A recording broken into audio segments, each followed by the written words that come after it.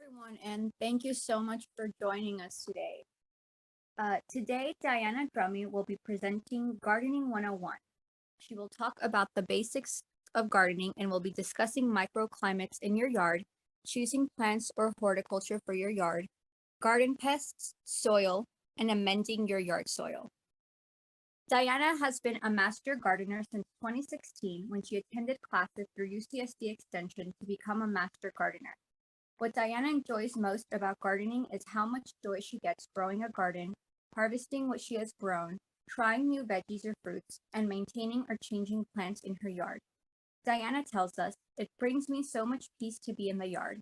No bad thoughts when I am in the garden." Please everyone give a warm welcome to Diana. Oh, thank you so much. That I forgot what I had said. So let me get my sharing up. Stand by. And this one. Okay.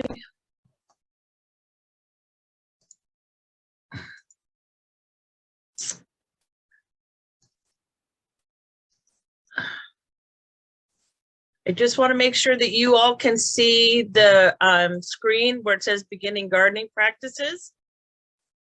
And I can't see you, so okay, great.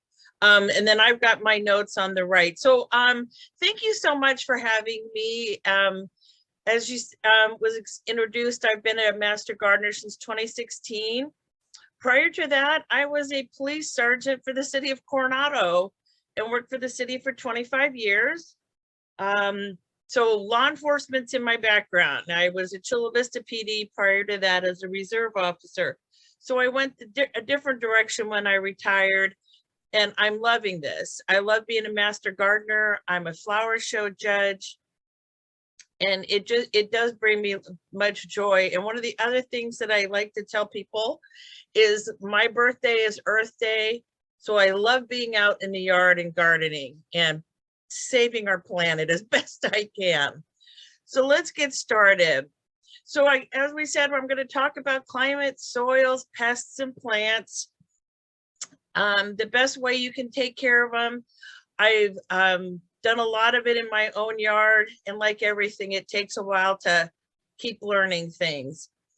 We start with our soil, and you can call it dirt, you can call it, soil, sand, but what it truly is soil. And you want to know what type you have in your yard, what's the best plants to put in it, what grows well, what doesn't grow well. And then keeping it healthy, which is imperative. It's like our bodies. We want to keep them healthy. And we want our soil to be healthy. In the soil, you've got rocks, you've got sands, you've got all kinds of roots rotting, there's bugs, there's plant material, and this is what's giving it the elements to make it healthy. And you want to know what kind of soil you have and what's in it, what holds the water, what keeps the nutrients in it. The soil helps filter out the bad stuff. Again, it supports the plants. If you have a hillside, if you have a good solid hill with good plant roots, that's why it doesn't come sliding down the street. But this decomposing matter is what's so important in binding the soil together, keeping it healthy, feeding your plants, and keeping things growing. You might want to know, well, what kind of soil do you have? Do you have it clay? Do you have silt? Do you have sand? Here in San Diego, it's across the board, and I'll share a story. This week, I'm trying to put in a new rose bush. I've gone down, I think, 12 inches, and I've hit a solid rock with something around it. But going down to there, because of so much rain we've had, I see that I've got a lot of clay. So it's very interesting. And then I've got rocks in other parts of my yards. So find out what type of soil you have. Go in the backyard, go in the front yard, your side yard where perhaps you want to start doing some things. Dig a hole about 12 inches deep, 12 inches wide. And then what you're going to do is fill it up with water. and let it soak overnight. Now, one of the things I realize right now is in my yard, I know that if I were to go out and do that, I'm going to hit a lot of moisture because we've had quite a bit of rain, and the water is staying in the soil. So this might be a little tough right now to see just how much overnight the water disappears. So you let it sit overnight, and then when you go out the next morning, you're going to measure to see how fast it's drained. And in certain parts of my yard, I, as an example, some drains faster, some drain slower. They say the average drainage is about 2 inches an hour. Less than 1 inch an hour is a slow, which indicates you might have clay. So it's sticky and the water holds in there. But if it drains faster, it can be more of a sand. You know, maybe you're closer to the beach. So as you see here, the sand has less particles together, so water goes out quickly, whereas the moderate silt, which I think is probably your best bet, is what we'd like it, where it's a moderate spread, and then clay, it's much stickier. And that is what I am running into, clay and then rocks. So again, another picture is showing with the sand, you've got a lot more water being able to go out. And this is a perfect example though of what's needed for succulents and cactus, because they want well-drained areas or in pots, and we put sand in with those. So those are types that do like that kind of sand, and why they survive so well out in the desert. If you want to try another way to find out if you have sandy or loam or clay, so you throw some of that soil with some water in a jar, your mayonnaise jar, pickle jar, and let it see how it filters down. The more you can see with the water, like with the clay, if it's still murky and there's a ring, it tells you that it's more clay than perhaps loam or sandy. So again, we want our soil to be healthy. And I am such a proponent of composting. In fact, I just finished taking another class with Solana Center about composting. And I am hoping, a lot of you know that if you are in the, if your trash is being picked up by Edco, how to utilize your green bins if you don't compost, that they are taking so much of our food waste that I wouldn't put perhaps in my own compost, i.e. meats and cheeses, some paper products, pizza boxes.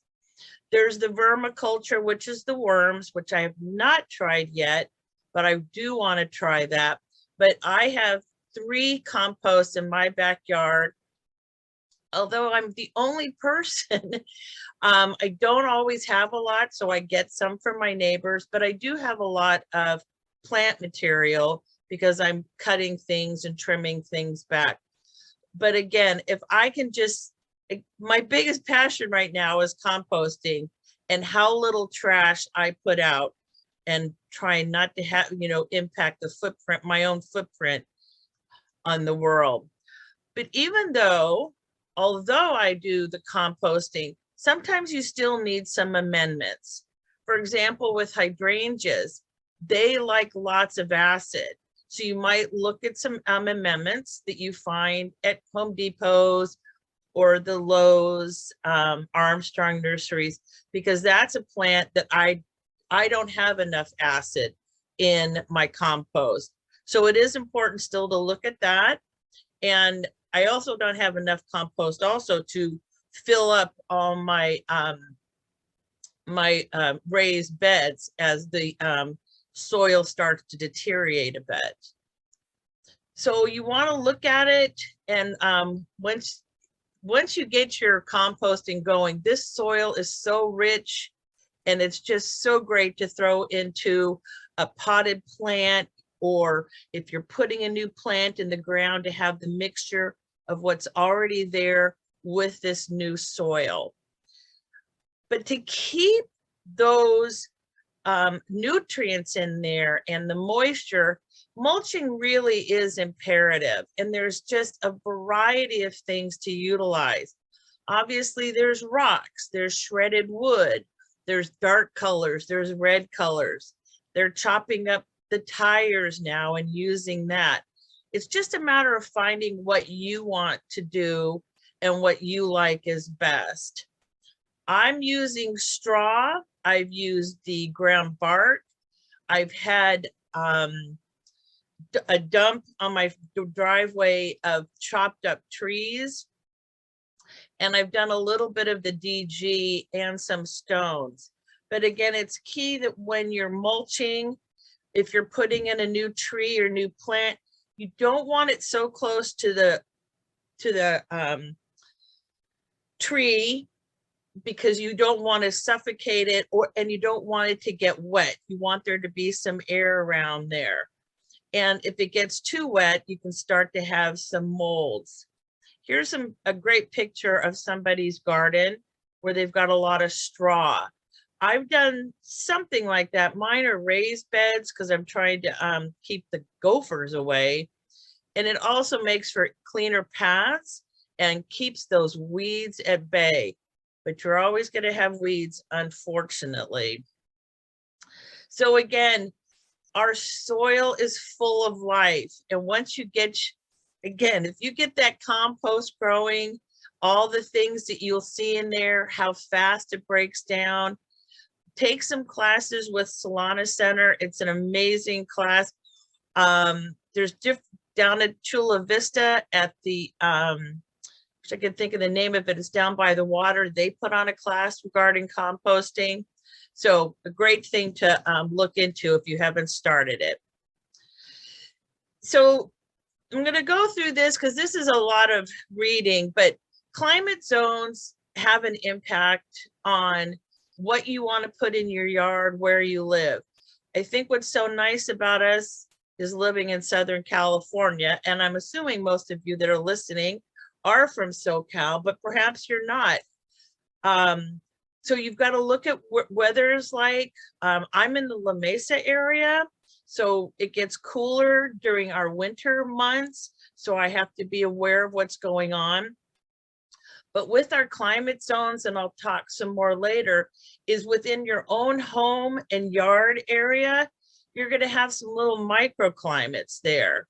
So we're in a good place. We're on, where it's nice, usually nice and warm. Although today, even though it's with the overcast, it's still very nice. Some of the things to be cognizant is chill times if you're buying fruit trees. So I just bought a cherry tree the other day, and I've never grown a fruit tree before. Things with oranges and stone fruits, you have to be cognizant of chill times. So depending on where you are, those are some things to think about when you think about your climates and where you're planting things in your yard. What we use and look at with Master Gardener is the Sunset magazine created an amazing climate zones. It helps determine the zones for our gardens here and throughout the US. So Sunset is a great magazine and a great resource. Their book still comes out every year. I've got one that's all printed and marked up and stickies in it. So it's a marvelous resource, and we as Master Gardeners utilize it still, and we highly recommend it. Oh, this is just again showing a little bit more about the climate zones and where, but on plant labels, sometimes it'll say what'll grow. It's something to look at. It may have that on the labels when you look to buy your plants. So, and how these come into play is, obviously if you're next to the coast, how the ocean or the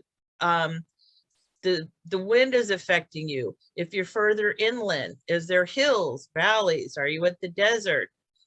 The length of the day, obviously it's different. Right now it's a little bit shorter, obviously shorter days and cooler climates. And then they look at the soil types.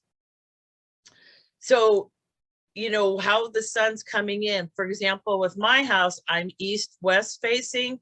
So in the morning, the sun is coming in and hitting my front yard really well. And then as it comes over, it starts to hit the backyard. So I have to think about what plants I'm planting within this zone and which one will do the best. These are guides. It's a good starting point. It's something to think about. And then as you continue to work and figure out your yard, you'll learn a lot more about it and what plants are doing well in this area of the yard or that area. And that's where we talk about the microclimates. So for the summertime, my microclimate in the front yard is super hot and in the backyard, but on the sides of my house are very cool. And then I have an arbor that I have built with glass windows that I hung, and that's a very cool area. Or if you have an under a patio, that's another type of microclimate. And when you look at the microclimates, what type of plants do well in there or don't do well? Like I've just started getting into tillandsias, which are the ear plants. And I thought they would do so great, so I had them in the house. Come to find out, they want to be outside where there's movement of air. So I've taken them and put them under my arbor because they don't want direct light or sunlight beating on them. And they're doing really well. So those are, you know, or my fuchsias. I thought they'd do great under my patio in the backyard. They were not happy. I had to put it again under the arbor because it was much cooler and a lot more shade. So again, as you start to figure out your yard and the microclimates, this is how you determine where things will do well and where things will not do well. Lots of shade, not lots of shade. So again, this is what I've been talking about. You know, how is your house facing? Do you have slopes? Are they facing east, west, south, north? So those are some things to think about. Again, the microclimates within your own yard, front, backs, and sides. And this is what we've talked about is growing. What grows well? Do you have vines? Do they, like I've got some morning glories and they're on a fence with a neighbor and they're on the south side and they're growing amazing. On my arbor, I'm trying to kill the ivy, but apparently it really likes where it is, but it's also why I'm trying to get rid of it because of the rats love it so much. But again, you may even with these microclimates, if you put lots of things in pots may need to move during the year. Maybe some are getting too much sun and they need a little bit cooler time. If it's sitting, you know, where the sun is beating in the afternoon, maybe you'll have to move it to the side of the house. And again, we've talked about, I've shared about the planning, how you set up your irrigation. If you haven't put in a patio or you do want to put in a pergola or an arbor, how do you want it facing? What do you want growing there? That'll come into play when you look at these microclimates too. So when looking at your plants, what do you want? I am a person who's kind of unorganized in the sense, like I like to try different things. But when we talk to people, we try to say, have some plan. And I'm not always saying that's wrong, but mine is I like to experiment. But you've got to look at your yard, your side yards, your back and front. Again, where do you want things planted? How do you want it visually beautiful? Do you want places to sit and enjoy? Do you just want things to grow and just have wildness? Do you want it to look like an art display? And maintenance. Are you going to do the maintenance? Do you have someone else doing the maintenance? Do you want something that's low water so that you don't have to worry about the watering all the time? Lots of things to think about. And as I've been doing it, and I'm single, and so I take care of it myself, and I've been in my home for 20 years, it's a constant changing. And sometimes I think, oh, I'll have someone come in and do it, but unfortunately I can't find someone that does it the way I like it. So I'm my maintenance person. So sometimes that's why I look at things that are a little bit less high maintenance. And as you look, if you already have things there, is there something more that you need or you want to change? Or do you want something particular? Mine was I wanted to try a couple new fruits. I wanted to try something. So I love figs, I love cherries. And so I'm growing those 2 fruit trees. I had looked at oranges and apples. I don't eat them, so I thought, why would I grow them? And that's one of the things to think about. Don't grow something, well, I'm not saying, grow something you want to eat. I just thought if I grow an orange tree, I'm not going to eat enough of it. What type of style do you want? Do you want it organized? Do you want Southwest? Do you want it to look like a English garden? Again, what's the hardscapes? A patio, a walk path? Do you have a she shed, a he shed, just a shed? Putting something together and actually making a plan, and what is your budget? I have drawn out so many plans for my yard and I keep changing things, but my budget changes also. Do some research. I highly suggest going on, there's so many garden tours. Master Gardeners just did one last fall. We were up in the Carlsbad area and it was amazing looking at some things, other people's yards. And some you just think, well, that's way out of my out of my purse. It's just too expensive. But also look at nurseries. They have ideas. They have people that can help you. Or look around your neighborhood. Maybe somebody's done something really neat. You're like, I want to try that. Which I've tried many things from doing that. And public gardens have some great designs. And books are online. There's a lot of resources out there to try to figure out, do I want a style? Do I want it free flowing? Do I want it very structured? And here's some other resources is our webpage. We have a monthly newsletter called Dig It. We can answer lots of questions for you on our hotline or email, and I've given those resources to Shirley. There are so many plant societies. In fact, at the end of March, I believe it's the end of March, the Orchid Society is having a show in room 101 in Balboa Park. They just had the Tillandsia and gosh, what was the other one? At Balboa Park, room 101. We're going to have Master Gardeners are going to have a plant sale in the fall, same place. But the Sunset Western Garden Book, again, amazing resource.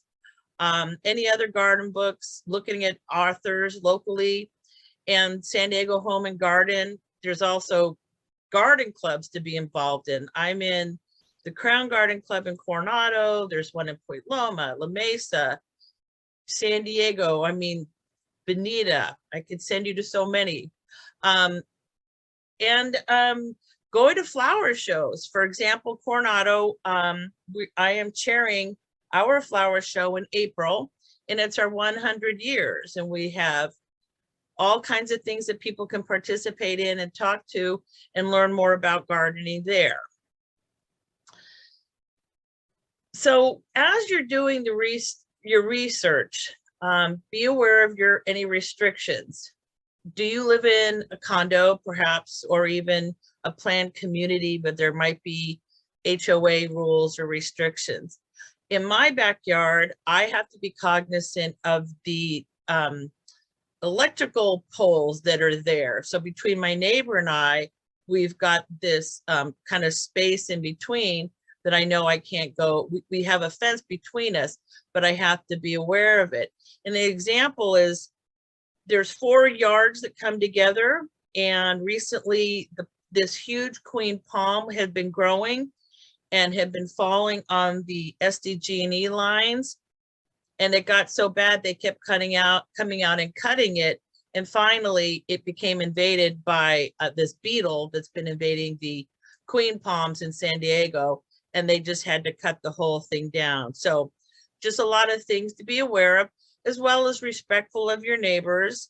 I put in some bamboo, and it went into my neighbor's yard because it's the way it grows. And they were very sweet. They just keep cutting it back. It doesn't bother them, but I thought I should have thought about how it grows, but now it's staying in my yard. And again, you know, different things to look at, the type of species, make sure, hopefully it's not an invasive species. You know, if you do have a condo or an apartment, you have a balcony, as I said, the gas lines and electrical lines. And of course, if you start digging somewhere deep, making sure you're not damaging even anything in your own yard. Did you already have an irrigation system there before you bought the house? Which that was a painful learning environment for me. I did not know I had a irrigation system, and I broke pipes, but fixed them. So again, microclimates, what kind of soil do you have? Making sure you can water easily. Do you want an irrigation system? Do you want to do it with the hose? Do you want to recycle water from your washer? Do you want to recycle water from your shower? I save as much water as I can from my shower. A plan is to do it from the washing machine, but that's a lot more work. And again, what plants do you want? This is a pretty, this is a professional layout, not again what I have done, but I've drawn something similar when I've worked on things with my yard. And there's many landscape designers out there who will put together a plan based on what you like, you know, how you want your yard to be, and the cost is in different, depending on what it is, it varies. You know, they can do it all, they can do part of it, they can just do your site plan, but these are definitely avenues to look at too. So you got to get your area ready. So as an example, I have 4 raised beds, and they've been dormant since the spring. And so right now I got to get things ready again. I got to clear out the weeds that are there, fluff it up, and put some new mulch in there and new dirt and amendments. You want to get rid of your debris. I do have a tomato plant that is still growing, and I've cut him back a few times, but I've got to prune him up some more because I'm hoping he can survive through this next season. And it's a beefsteak. It's pretty, he's been doing pretty well, in fact. And now, how do you want these plants to be? So if you're an East County person, maybe you're up in Harbison Canyon or Alpine, are they fire protection? You might want to look at them being much more drought tolerant. Do you want grass because you've got kids and they're playing? Growing edibles. I love growing tomatoes and carrots and different vegetables. I just have so much fun doing that. And then I want to attract pollinators. I have bees and I have butterflies. I have lizards, I have gophers, I've got rats. Those guys I don't want. And I want color. I've been putting in more color. Where in the past it's just something I've gone through that it's like, oh, do I want to keep replanting some plants, the perennials or the annuals? But as I see the colors, I do like changing them. So those are some topics to think about as you start picking your plants.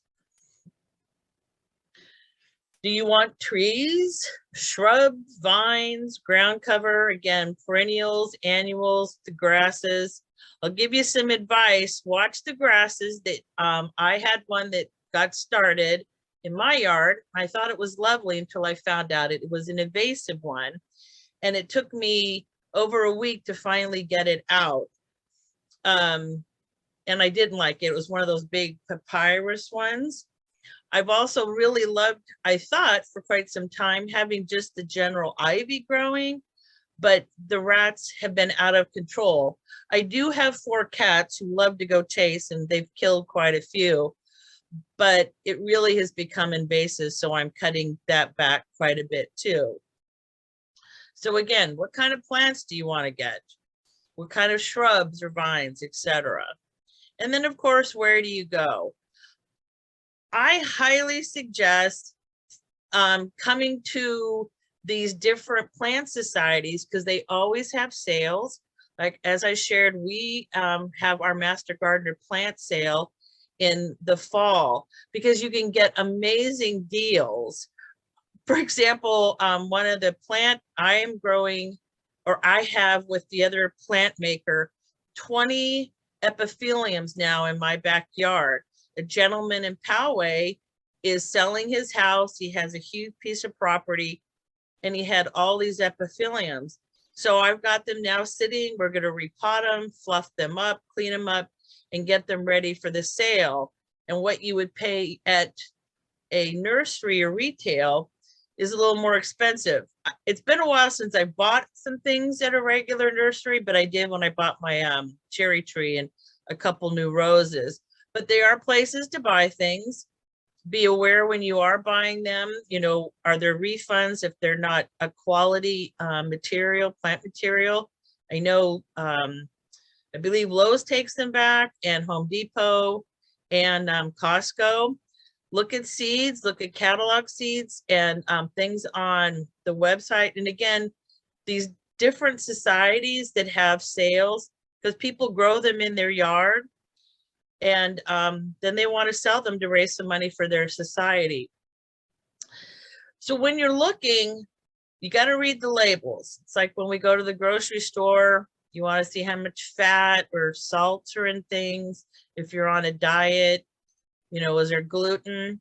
So look at the tags, read what it says. I'm big about paying attention to the light, the sun, because I only have shade really under my arbor. I don't have big trees, and so I'm very aware of what's getting the most sun. So as you look at the back, it tells you the type, how tall it will grow, the best time. It's like on the back of a seed packet, when you should plant them, the watering and pruning. And then of course, then the sunset zone. It also gives the most common name, and then it'll give the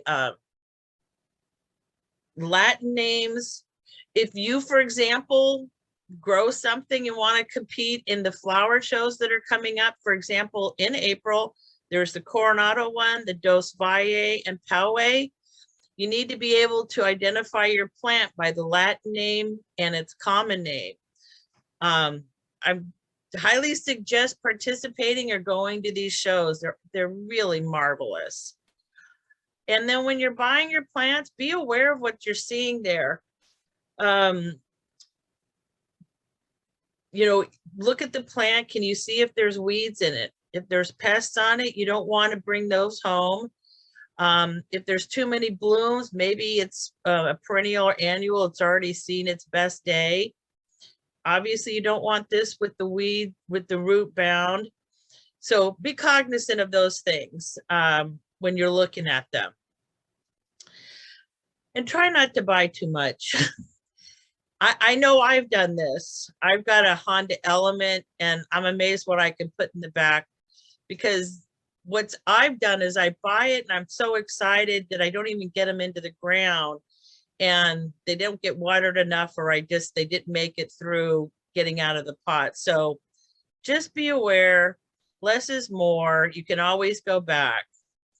So when we're looking at some planting, for example, with trees, you know, you can get some instructions sometimes on the back also of the tags. There's different tags on there. So for example, right now I've dug up a hole and I've put my cherry tree in, but I have not covered it all up because I thought this is where I wanted it. And as I've been going out there off and on over this last week, I'm thinking, maybe that's not where I want that cherry tree to grow. So you can leave it in the bucket. I just thought I was going to leave it there. But be aware of where you think you want it. Maybe place them still in their containers. if it's a tree or a bush, and how big it might grow in that area. So with this, you want to, you're going to have half the regular soil and half soil mix that you put in there. You want to water it, and you don't want to put too much. You don't want the mulch and everything up against the branches or the trunk there, because it can get moldy. You want it to start to adjust to where it is. Oops, sorry about that. So again, be cognizant of where any restrictions, what the soil might be. That's the other thing I'm wondering about the cherry tree, is I think it might be too much water or not enough, because it's right next to where I'm growing some dragon fruit, which they don't want as much water. Let's see. And again, once you get things in there, the first week, as one of the other master gardeners, it's like having a new child. I'm not a mom, so I don't know what it's like, but I'm a great aunt, and I do know you've got to take care of it. You've got to check on it, water it, give it some food, see how it looks after a week, a month. If it's an annual or perennial, how you cut it back. With a new rose bush that they're pruned in January, so you want to make that lush through the year. Make sure you're killing the pests that are there if you can. And if there's any disease, keep that under control. So a couple tips here is take time to design. And maybe it takes you years. And maybe it's never really a design. It's just something that you're enjoying. And I would say that about myself. And keep it small and simple. That's to everyone's own discretion. But you do want to plant correctly, what will do well. Know what your maintenance is going to be like. Watch things, keep records. I've been doing that for a couple of years, and it's actually fun to say, okay, well, that didn't work. I'm not trying that again.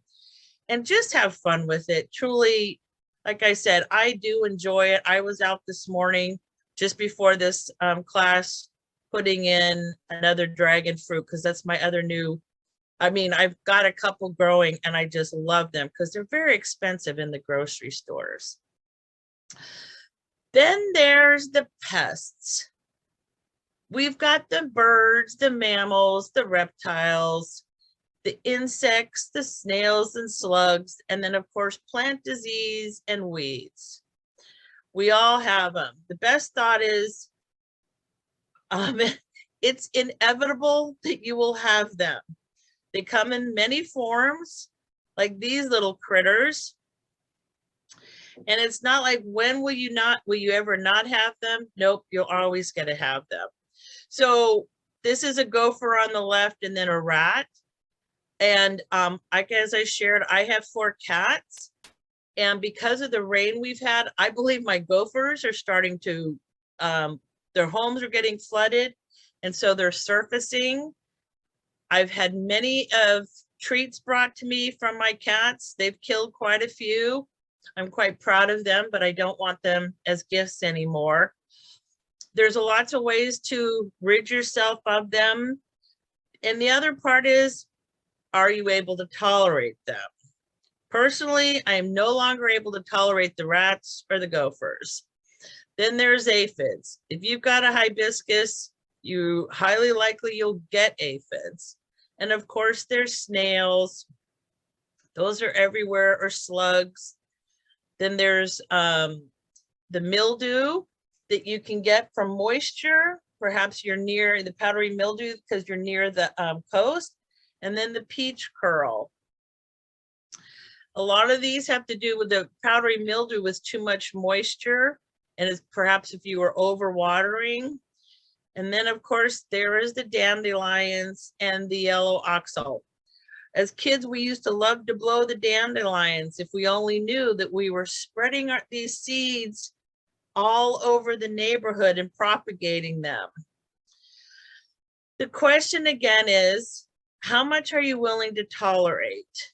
And the reason I say that is I am, for myself, and what we try to promote with Master Gardeners is a much more natural way of dealing with pests and avoiding chemicals if at all possible. So everything is affected. In the soil erosion, we talk about the burrowing from the gophers. There's, bugs on your fruits, your vegetables, your trees, weeds in your lawn, weeds in the flowers. Again, we all have it. We all are going to keep dealing with it. Each day I walk by or do something, I pull a weed. I don't believe they're ever going to disappear.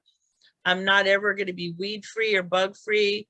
So there's a tolerance for me of how much I'll put up with them. I can't kill something other than bugs, but with my cats taking care of it, that's been a blessing. But I can't use the gopher. There's a gopher thing that you put in there. I'm trying to remember the name of it. And that's just more than I'm handling. Although I am good with trapping rats. I took a really good class with our master gardeners, and I'm pretty good at rat trapping now. But the master gardeners, our training has been all scientifically based. That the training we've had are from professors through the UC system, and this system of the integrated pest management is an absolutely amazing way to solve problems, minimizing the risk not just to people but to our environment. So for example, I have tomatoes growing, and instead of spraying the green worms, I go out sometimes at night and just look for them at night, and I pull them off. Either I kill them or I put them in a jar and save them for the birds in the morning. But instead of actually spraying and using chemicals, because I don't want the tomatoes that I'm eating to have any chemicals. I don't want things in the soil to have chemicals that could be coming through the roots to the plant, to the fruits or the vegetables that I may be eating. So when they put together this system, they have looked at the biological control, the modification of the cultural practices, mechanical and physical, and very last, the chemical control. For example, perhaps the best way to do that is you make adjustments in your environment. You remove a plant if it's got too many bugs on it or it's diseased, instead of spraying it with chemicals. Put copper bands perhaps around trunks of trees to keep snails out of them. Put covers, the mesh over your gardens. Keep your tools clean. This was a learning curve for me. So every time now I go out with my cutters, I spray them with some alcohol and clean them so that I'm not putting something from my rose bush onto my calla lily or onto my epitheliums if I'm cutting things like that. You want things to be clean and your tools to be clean so that you don't spread disease. It's like washing our hands and wearing gloves. So the biological is the good eat the bad. Ladybugs like aphids. The lizards like bugs. The butterflies are eaten by birds. Birds like bugs. So with these parasites from pathogens and predators, they like to eat certain things, and then you just tolerate how they live. And like I said, trying to get rid of the gophers has been an issue, but again, mine are the cats. I don't put anything down there. I sometimes dig up where I see where their tunnels are, but I don't use chemicals. I don't use any of the traps. I will say I use traps for the rats because they got into my house, into the roof, and then that becomes dangerous for me because of the diseases they have. So with the cultural ones is, what do you have established? What's been reproducing that's creating a problem? And then it's like, that's when you get rid of a plant that might be reproducing the same disease or spreading to something else. What plants are surviving better? And if there's any diseases, it's like they're not having a problem with it. Making sure that your irrigation reduces it because, for example, with root rot is if you have too much water in some things, weeds don't care about water. They just grow wild. So those are some things to look about there. And then the other one is the mechanical and the physical one. So I have birds in my backyard, but I also have to be cognizant because the cats like to get to the birds. So I don't have I don't have bird feeders anymore. I have bird houses. With bird feeders, the rats love the bird feeders, and then the birds come down, but then my cats have caught several of the rats. I have trapped, like I said, the mice, not the gophers, because my cats are doing it. Weeding, I'm on my knees lots of times, or I'm pulling things out, but mulch does keep them at bay better than you think, but you got to get them out in the beginning. Remove things with your hands. When I had an aphid infestation on my hibiscus, I stood for an hour with my hose dribbling. I didn't have gloves on, just killing them. I haven't had any issues since. I want to say that's why they haven't come back, but I don't know. But it is imperative to wear gloves for your own protection. There's lots of things in the dirt that you might not want. Also, so you don't get cuts. For example, I got a really bad blister from taking out that invasive grass the other day. So wear them to protect yourself and to keep your hands clean as best as possible. Obviously, destroying a habitat where these animals go, that's why I'm ripping out the ivy. And then making sure your water is watering appropriately. You don't leave it for hours or more than a few minutes. You want it just enough so that there's moisture in there, that they're not getting so soggy that you're going to have root disease. Our IPM is, as I've said, is an amazing resource. You can go right to our webpage, and I sent the link. You punch in what you want to learn about or what your pest is. And so I showed one here if you want to know how to get rid of ants. So you find the pest, and there's a PDF with the information. Now I know we're still doing some more updating. We've just gone through a change with a new supervisor. But if maybe there are answers there for you, you can always email us. We have email, we have a hotline. We're going to be at the Coronado Flower Show, what we call Ask the Master Gardener. We're always at the Del Mar Fair. We set up booths at various flower shows when they ask us. We were at the Home and Garden Show in Del Mar. It's a little less because the environment we're in right now, we're restricted with the amount of people that we can be together because of the state regulations, and that's how we're still working on things. But our hotline is extremely active. You can get a phone call back or an email. You can send us a picture. But it is an amazing resource, and it's an amazing resource, our webpage also. So when you're looking at your prevention for these pests, again, pulling out the weak plants, making sure you have good and healthy soil, minimize the bad insects if possible, the gophers, moles, or rats, making sure to get rid of their habitats if it's ivy or a decaying palm tree. Rotate your crops so that those are the healthy ones are staying and you're not keeping a dead one just to see if it keeps growing. Get rid of the dry foliage so that it doesn't rot too much, but that is great for your compost pile. Disinfect your tools, and then try to attract those beneficial insects.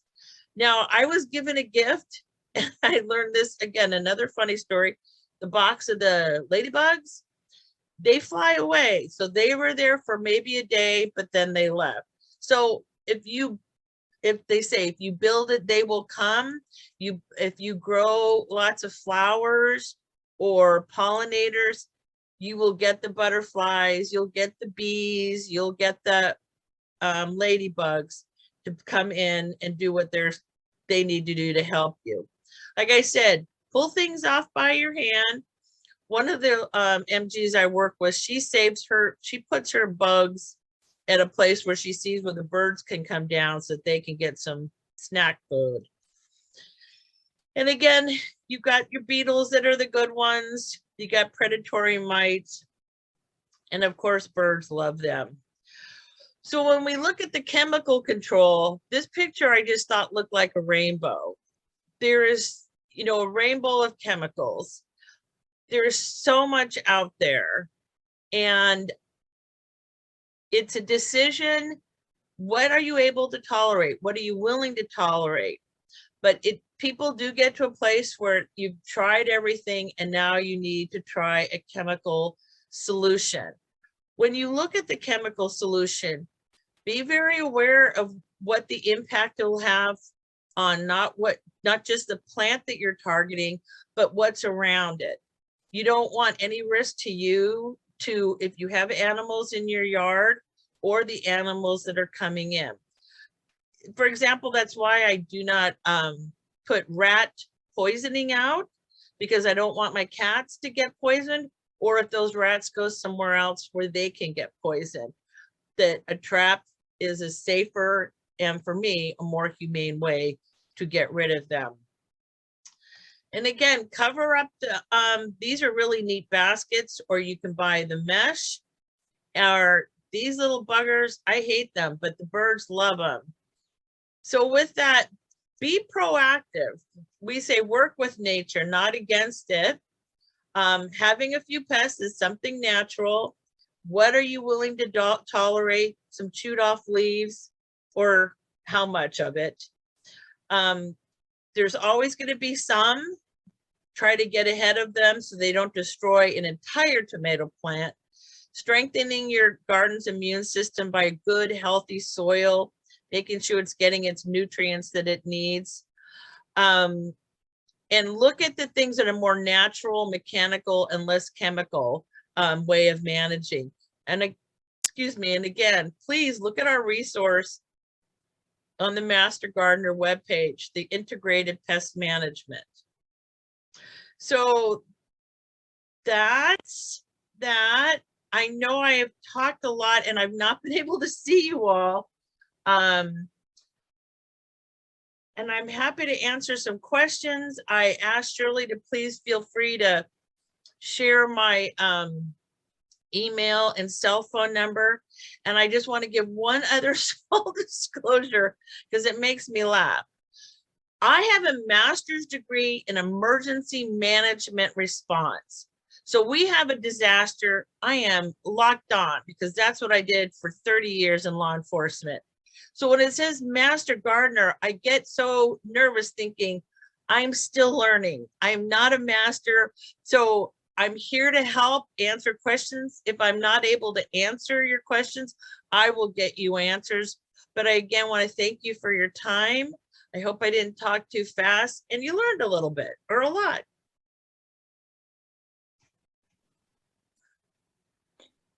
Go ahead, Shirley. I can hear you. Thank you so much, Diana. It was very informative and enjoyed it very much. I learned a lot. Oh, good. And the Master Gardeners puts on a monthly training classes, some more basic gardening, basic vegetable gardening. They're all free. If you're in the county, for example, in unincorporated areas, the Solana Center, those are free classes. I think those are free classes too for the composting. So there's so many things out there, and again, I'm still learning about them. We are also looking for Master Gardeners. We have a class starting in January 2023. It's a process. You can go on our webpage, an application and an interview process. But we want some more Master Gardeners, and it's fun. And come to flower shows. Like I said, Dos Valles having one, which is up in Valley Center, Poway, Coronado. Come to our plant sale. Look at the different societies. As we're opening up, everyone wants to get out there and get in their yard.